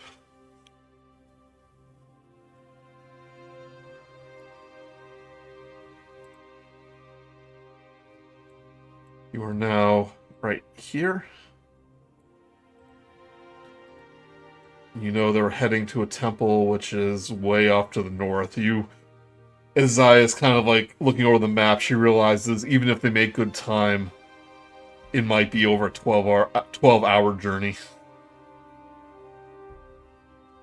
And how much out of the way would it put us from where it's practically... Oh, it's on the way. Yeah, it's practically right there. Oh, then there's no problem at all.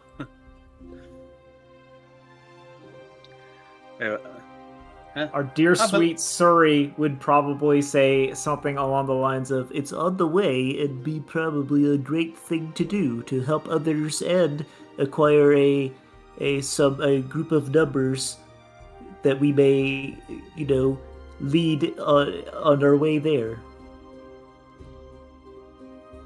Yes, I believe that's what she would have said. yeah.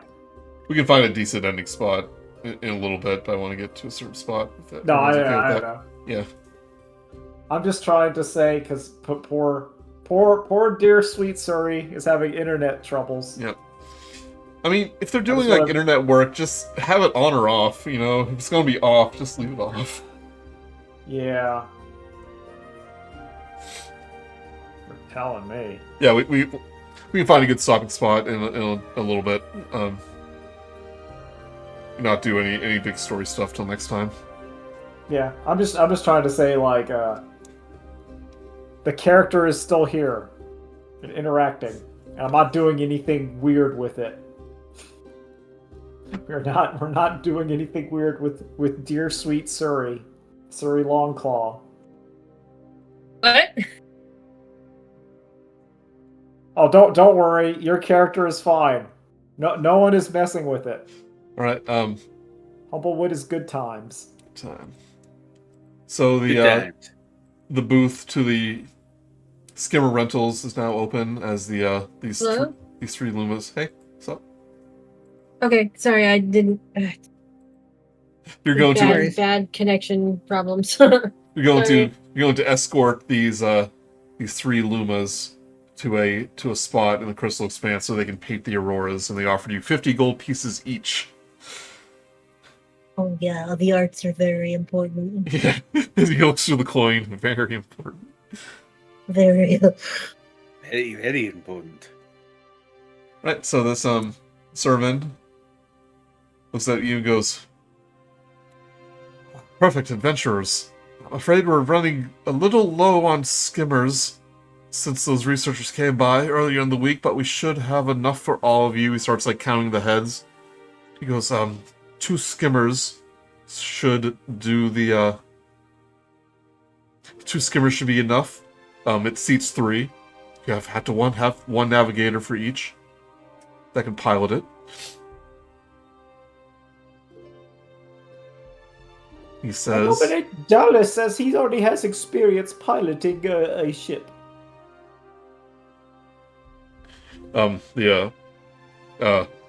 Embarrass.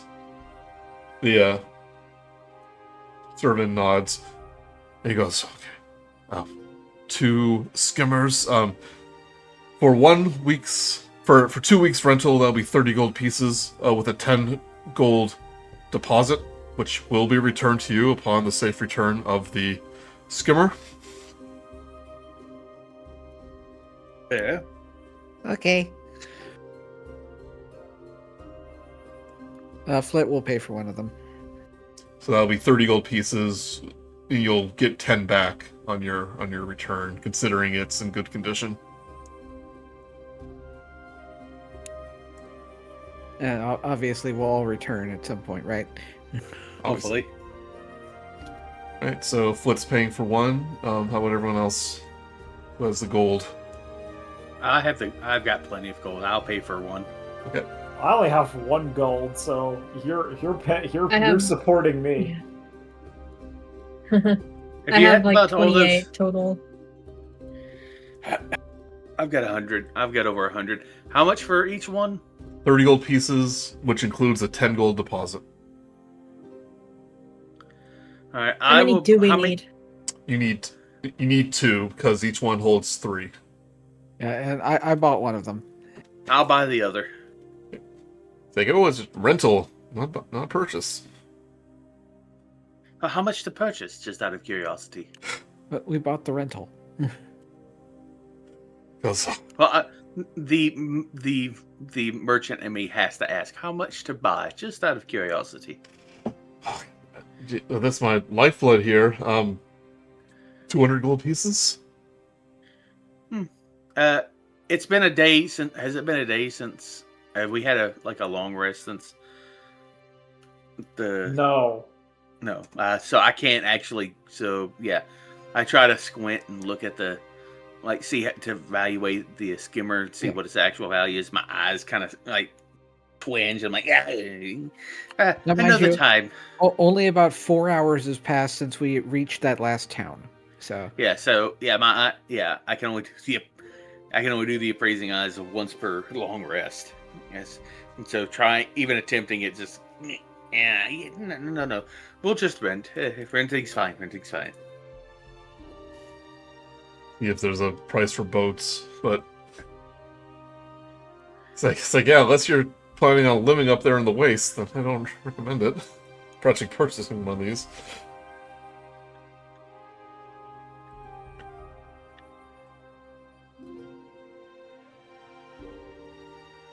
I don't intend to live here. It's too cold. Let's take a short break until you head out.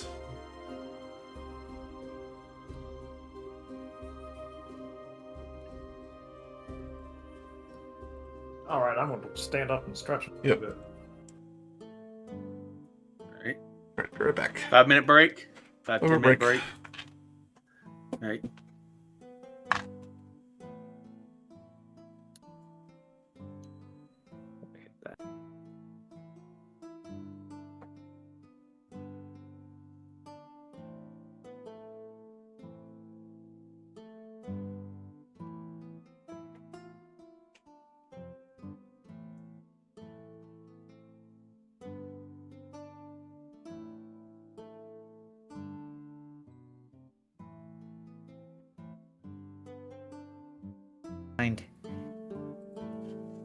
No one gets left behind.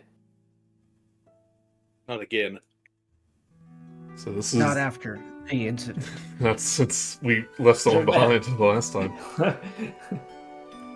So this is one of the leitmotifs in Humblewood 2. This is the Crystal Expanse theme. You might hear it repeated if you listen closely to the background music. I like it. It sounds like Chrono. It sounds like Super Nintendo role-playing game. Oh, it does. This sounds right at home at Chrono Trigger.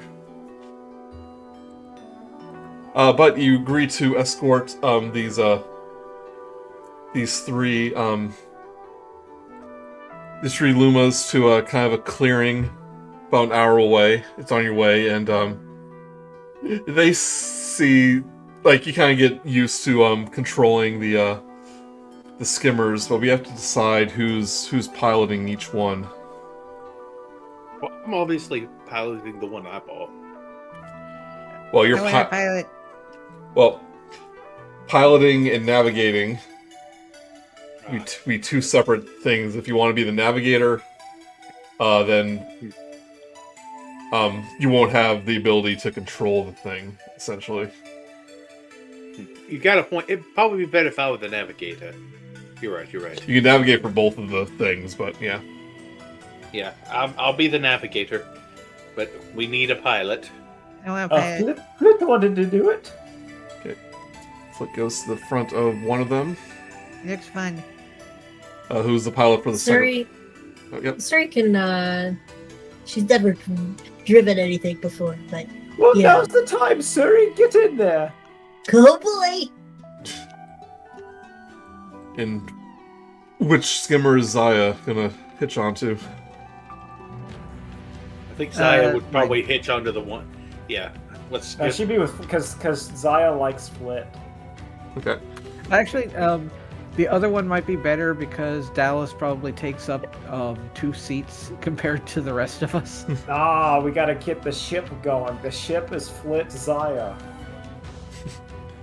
Okay. Wait, what ship? The ship that we're piloting? Yes. Exactly. Yeah, exactly. Exactly. Yes. Okay. Yes. But this kind of hour trip in the not very extreme conditions is a good opportunity to kind of learn the ropes of controlling the skimmers. There's a few crash outs, especially for the 3 painters here.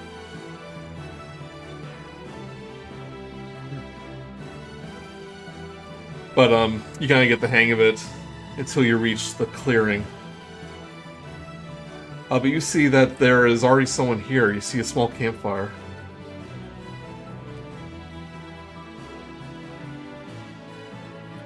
Perseverance? He goes, oh, it must be Reb. It's Reb. Burbebe Pep. Burdida Pep. He beat us to it. It's. Is this like Twister? Like the butting heads. Sorry, go on. Yeah, it is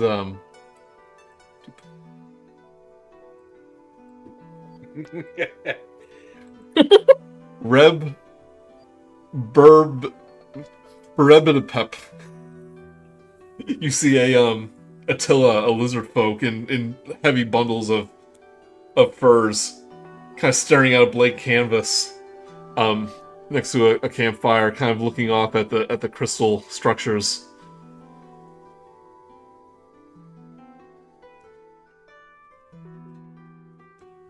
Hello! Calls out. It's like, don't pay attention to him. He's here to paint the ice crystals and not the beautiful sky, like some amateur. He goes, Why not paint both? amateur? I have you know that I'm one of the top artists in Elderheart and the Tangle Wilds. And once My grandfather was... And once I paint the grandeur of these crystals, and the emotion that lies within my name will be known throughout of Weston. You see, he's starting to like cry. Munch gets out of the skiff and runs over and goes, "Are you the Yes, have you heard of me? Of course you have. It's divine." Oh, yes. He looks at the blank canvas. He goes, they say that the crystal spires of the Crystal Expanse, if you touch one, then you're just overwhelmed by emotion and grief. And I thought if I could just channel that into my painting, then it would create an experience that would create the entire West End, and nay of Everden, would weep. A noble goal.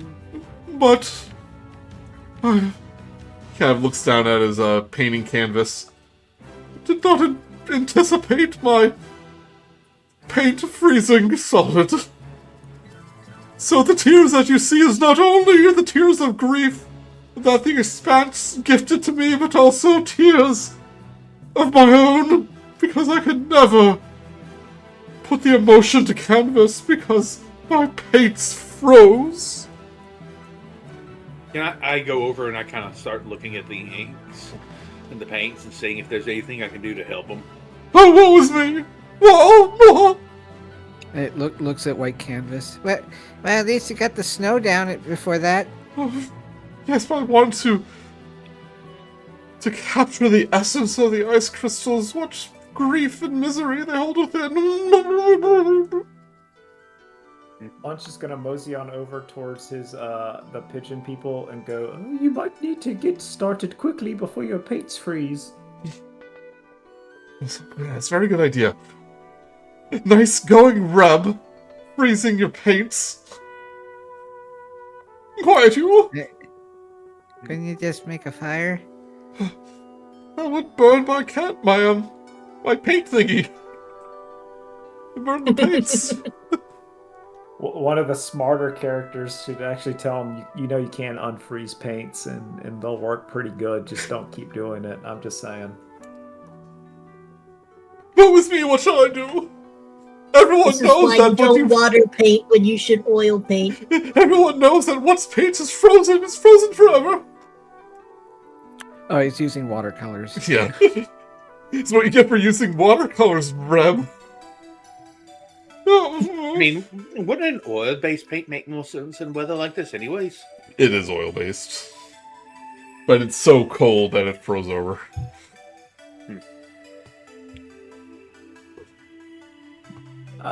Dallas, could you use your magic to make him a new set of paints for him to paint? How about this? I'll hand over some of my calligrapher's supplies that are rated -20. Yes. Oh, the blacking ink would portray the feeling I feel inside perfectly. I don't need color to capture the majesty of the auroras. Of this, the most colorful thing I've ever seen. He's Of course, inspired. Yeah, but no, yeah, he's inspired by this. It's like I'm such a. He's the actually in negative- his black period. It's like Yeah. jazz. He's painting all the colors you don't You don't see. see. They call it my black and white hero. That's what they'll call it. You all heard me. He points to the Lumas. Well, I was going to suggest maybe if you use some calligraphy supplies meant for, like, you know, multiple weather situations. They're usually a bit hardier than, but you know. Yeah. Science, blah blah. Diane, If you do get a chance, even though they recommend not to, if you touch one of the crystals, you too can experience whatever being left behind these cold and chilling thoughts. can I examine the crystal before we touch it? Like see what's going on with it? Sure, yeah. Roll perception for me. For you? No, Dallas, roll perception. Okay. 5. Okay, you do not see the bright childlike wonder that is growing in Flit's eyes as he hears this. As you suggest that he's already running past you. I'm just glad out of character Flit's doing it so I don't have to, because I would have done it. Yeah, Flit. I like try to grab for Flit before he gets there as best I can. Gonna look it. I guess roll. I don't know. Let's see here. I'm guessing. What are you trying to do? I'm trying to stop him from touching the crystal before I can examine it. Opposed strength or dexterity checks. Okay. Can I use athletics? Yeah, like athletics or acrobatics. It'd be acrobatics, actually. Probably better. I rolled 11. I rolled a 10. So you managed to snatch the back of my shirt before I go and lick this crystal. I lift him up Flit, I don't think that's a good idea. Let me examine it first, please. But they said... Okay. Do you want to be magically sad? No. Okay, if I put you down, will you go lick the crystal?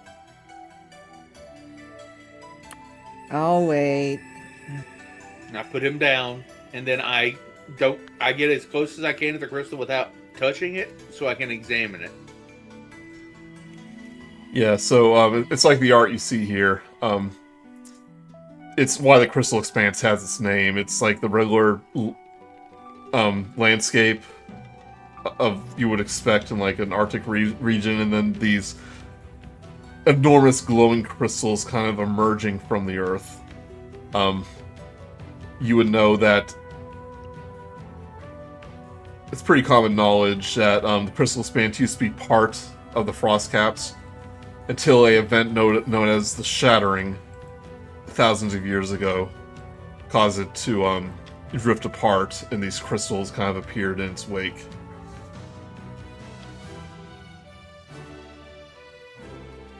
How close are you to the crystals, Dallas? I'm probably about 10. I'm probably about 10 foot, maybe 5. Never mind then. Zaya kind of within, goes next to you and goes, "Not many people. I mean, it's extremely difficult to study these crystals. I mean, no one's been able to break one open, and each time they get close, try to examine it, they're just overcome with emotion. No one knows why." Can I do an Arcana check on them to see what? Sure. If I... You gonna solve the mystery that's taken 2,000 years for people not to solve? Sure. Yeah, do it. Hey, sometimes it just needs a separate eye. Yep. Sometimes you need to roll that 20. Yeah, sure. Give me Arcana. 25. 25. It's all anyone knows about it. You can't glean anything else. Oh wait, there's a sign that says "Open here" on this side.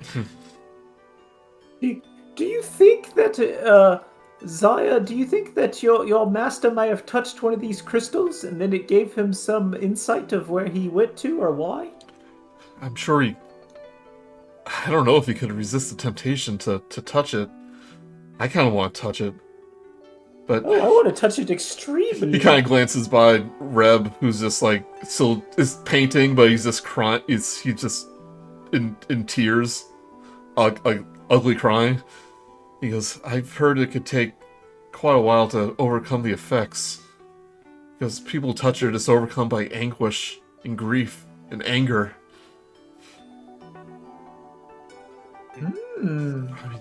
Maybe we need to have someone touch it. It's one of the mysteries of the Expanse.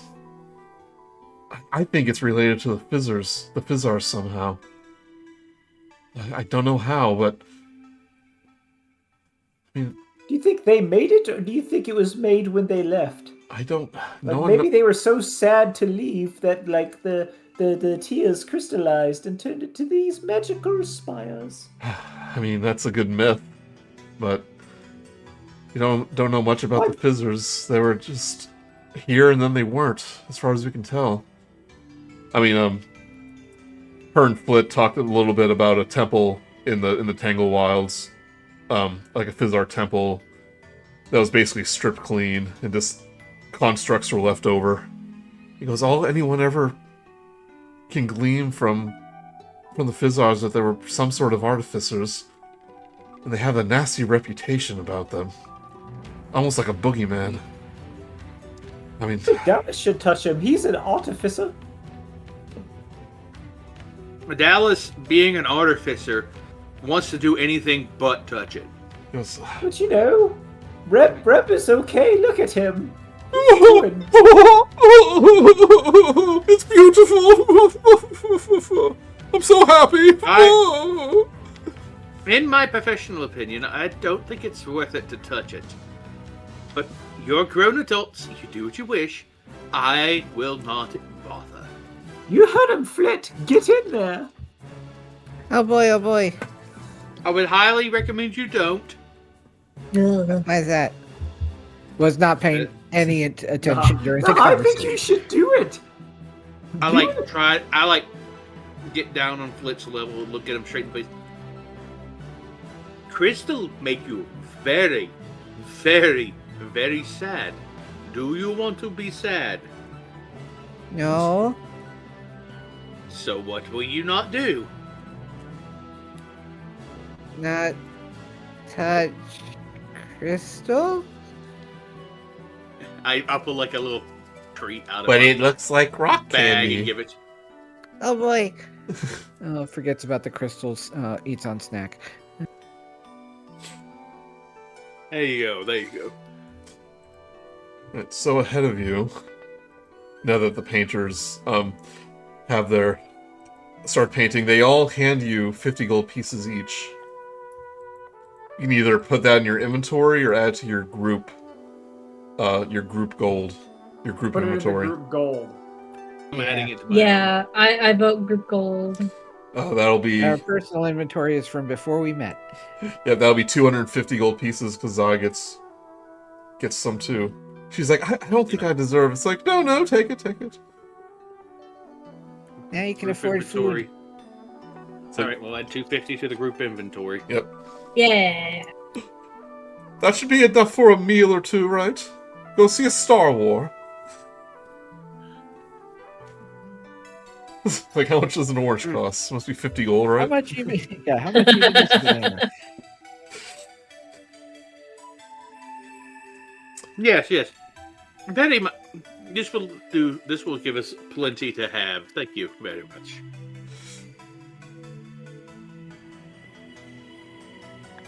Do check back in with us if you need any further adventuring. Yeah. You gotta whisper to other, hoping to get back okay. It's like, oh no, it's fine. I was an expert. You can tell that Reb doesn't have a slice or He walked. a speeder, so he walked the entire way. All right. Well, that's what you gotta be for an artist. You gotta suffer for your art. Yep. That's right. I got to suffer. You took the easy way. Right, so you have quite a journey ahead of you. So it's going to take some time to navigate. But you got a map of the Crystal Expanse, so that is an item that can increase increase your odds. Whoever the navigator is, It's me. Good old Dallas. Dallas. either make Because a wisdom or a survival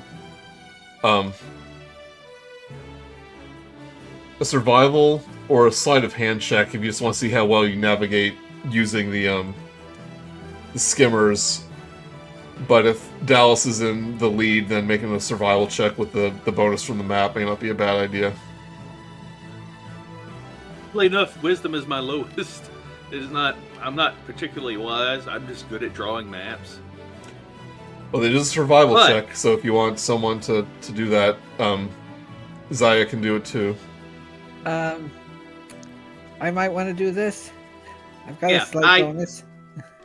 Can I give him like the advantage? Because I'll start like pointing out what things are on the map. I'll explain like basic cartography. He is a ranger, so he knows how maps work. But he can use the map to get the bonus. Can you look up what the bonus is real quick, Dustin? I think it's +5 survival checks. On the let's see here. It should be an item you added. Oh yeah. What item? What map of the what? Hold on, I'll look it up. Map. It's adventuring gear. It's an item you can get. Oh, +5 bonus to survival +5. checks. yes. Right, Flit, make me a survival check. Oh, I passed the map. I do have a map, and I passed it over to him.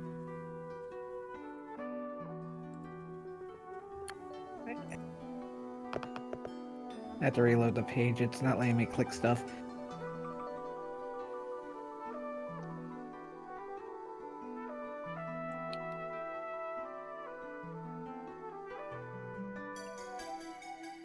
I don't know why it did. I'm seeing a bunch of rainbow-colored dice roll. I saw 17. 17 plus 5. So, 22. 22. You beat the extremely high DC check.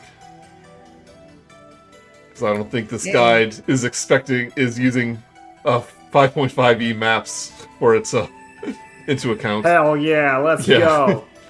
Nah, we do it. You do it, but you're making an extremely good time. You're avoiding the major obstacles of the crystals and the rocks. You're finding good pathways.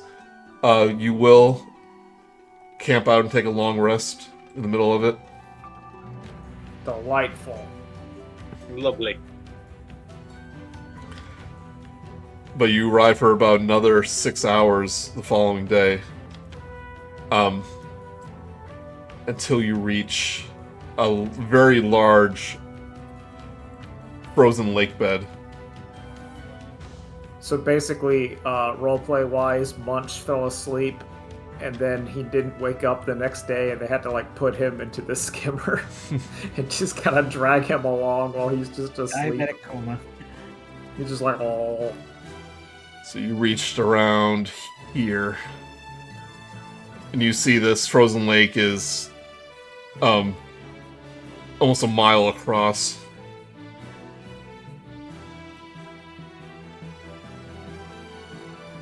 But the winds are good. You think you can start making your way across. Zaya says, Professor Austri mentioned this. They had to cross the frozen lake to get to the temple. We must be close. Well, that's very good. All we have to do is cross the frozen lake, but be careful. I don't want to take a dip in that chilly lake water. Oh no, that would end poorly, I suspect. I hope there's no ice squids in there. Well, it's called Frozen Lake, so you shouldn't have to worry about that. You wait for a good, strong breeze. They'll help you across. And he goes, okay, everyone, ready yourselves. And, you basically start to, glide across this frozen lake. Making very good time. But you get about halfway across the lake, and this is what happens. The sound of a thunderous crack echoes behind you, causing the ice beneath your skimmers to shudder. From beneath the ice, an enormous creature with terrifying tusks bursts through the frozen lake, its prominent forehead breaking up through the thick ice with ease. The enraged creature bellows and proceeds to charge on its flippers across the ice in your direction. This is what you see. It's a walrus. This is what you see. But that's not a walrus, that's a molrus. There's a difference. The molrus is a white meaner. Yes, you see this giant walrus-like creature with icicles like tusk. And Dustin is right. It is a creature known as a molrus. It just crashes through the ice, skids across it as it lands. Oh wait, here we go. Here's a picture. At least it's not a Warhammerus. Well, yeah. It lets out this bellowing, like, and starts galloping in your direction. And this is where we decide if you want to continue from here or wait until next week. Let's wait until next week. Yeah, this sounds like a good cliffhanger. I'm sorry, everybody. This is my okay. fault. No, it's not your fault. No, Also, we it's had your plenty of ISP's time. fault. Yeah, they're being stinky. Also, this episode had some shenanigans. It's not like it's nothing. The Walrus is about 80 feet behind you. It's a little bit theater of the mind here. Okay. We'll get it next time. You're about 300 feet from the other side of the lake. And as we all know, walruses can't chase you after you get off the ice. Yeah. I was gonna say, do we have a little mirror that says "objects in mirror" Yeah. closer than I guess maybe you're closer. Right. A little short session today, but we'll wait for your internet to recover. It's 2.5 hours is still good. That's pretty good. Yeah, that's what I was listening. Yeah. I'm not mad. Yeah. No anger. To me, anything okay, like I'm still sorry. This. Oh, it's okay. It stinks. happens. Yeah, it's okay. Listen, 2 to 3 is fine. 2-3 minutes at a time. That's fine. Yeah. No, I was gonna say 2 to 3 hours. That's fine. Oh yeah. It's good. Yeah. Yep, pretty good. Thank you, everyone. You're welcome. Yeah, Thanks thank for you. being- This is fun. Thanks for playing. Thanks for all kinds of Can't wait for shenanigans. next week. I shouldn't be sick. Yeah.